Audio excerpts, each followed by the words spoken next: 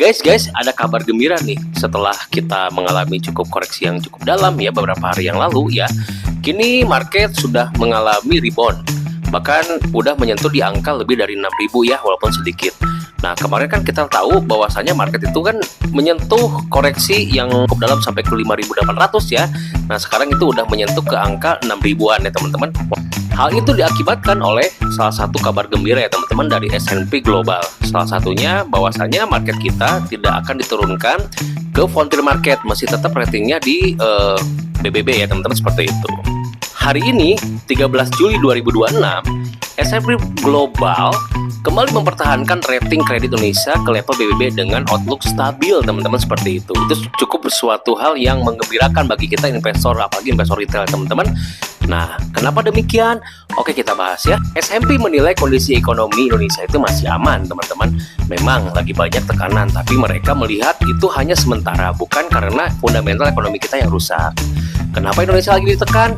Ada beberapa faktor yang bisa menyebabkan Indonesia ditekan ya teman-teman, seperti itu. Oke, kita jabarkan satu persatu. Nah, yang pertama, kenapa indeks kita ditekan? Salah satunya yang pertama adalah karena harga minyak dunia melonjak akibat konflik Timur Tengah antara Iran, Amerika, dan juga Israel.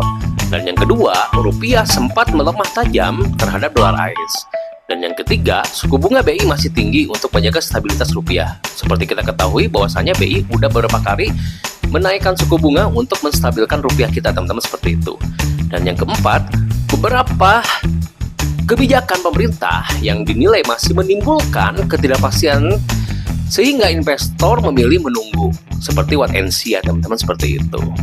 Setelah tadi saya jabarkan akibatnya dari beberapa faktor yang menekan bursa kita, apa akibatnya dengan beberapa faktor yang tadi? Yang pertama akibatnya adalah IHSG sempat koreksi cukup dalam, yaitu di angka di bawah 6.000 teman-teman, seperti itu.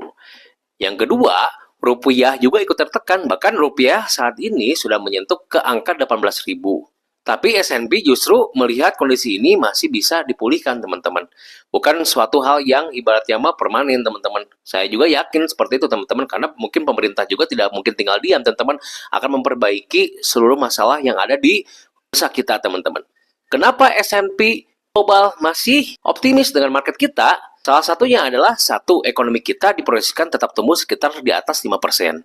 Yang kedua, defisit APBN masih dijaga di angka di bawah 3%.